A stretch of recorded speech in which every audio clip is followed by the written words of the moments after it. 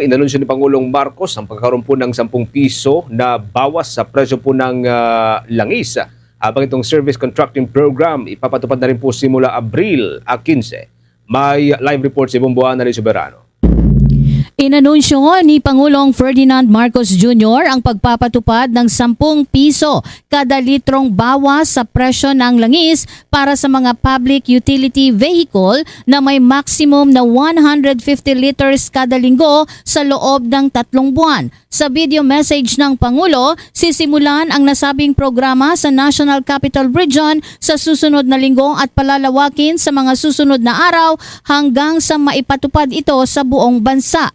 Layunin ng nasabing hakbang na mapababa hindi lamang ang gastos sa transportasyon kundi mapigilan din ang pagtaas ng presyo ng pagkain at iba pang pangunahing bilihin. Ipinaliwanag ng Pangulo na ipatutupad din ang fuel subsidy sa mga lehitimong gasolinahan na aprobado at minomonitor ng Department of Energy upang matiyak na hindi ito maaabuso. Binigyang diin ng punong ehekutibo na ang programa ay bahagi ng pagsisikap ng pamahalaan na mapanatili ang maayos na pamumuhay ng mga Pilipino at maprotektahan ang kanilang kapakanan. Pakinggan natin si Pangulong Ferdinand Marcos Jr.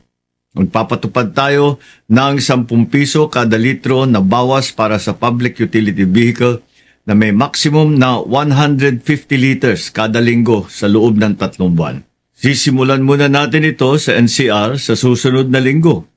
Una sa Commonwealth, palalawakin natin ito sa mga susunod na araw sa Quezon Avenue, Espanya, Zapote, A. Bonifacio, Rizal at Marcos Highway hanggang mapalawak natin ito sa buong bansa. Mahalaga ito dahil hindi lang transport cost ang tinutugunan natin.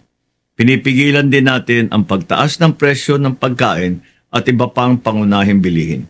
Ang fuel subsidy ay ipapatupad lamang sa mga lehitimong gasoline station na aprobado at minomonitor ng Department of Energy upang masigurong mapupunta ito sa tama at hindi ito maabuso. Ginagawa natin ito lahat para manatiling maayos ang takbo ng inyong araw-araw na buhay. Samantala, muling nagpulong ang Uplift Committee sa Palasyo ng Malacanang upang talakayin ang pinakahuling developments sa Middle East at ang epekto nito sa bansa, lalo na sa patuloy na pagtaas ng presyo ng krudo.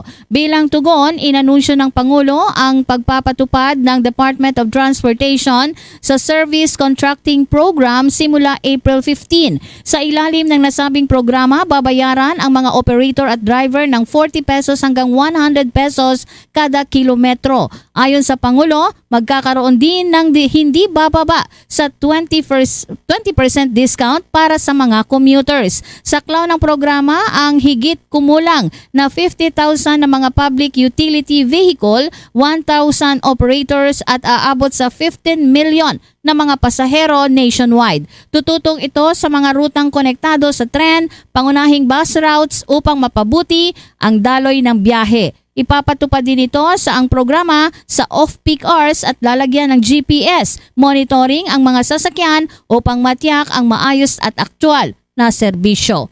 Muli si Pangulong Ferdinand Marcos Jr.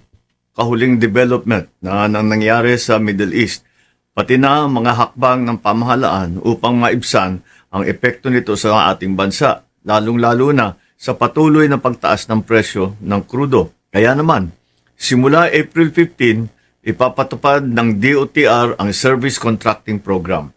Sa ilalim ng programang ito, babayaran namin ang ating mga operator at driver ng mula 40 pesos hanggang 100 piso kada kilometro.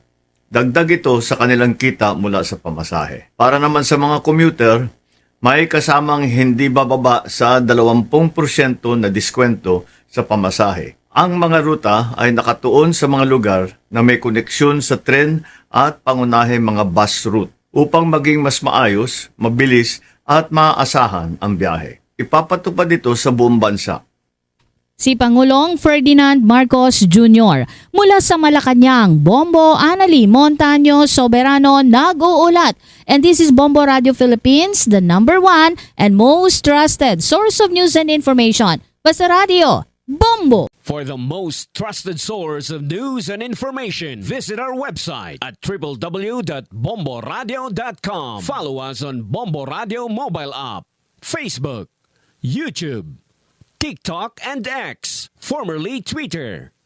Like, share, and stay connected. Anytime, anywhere.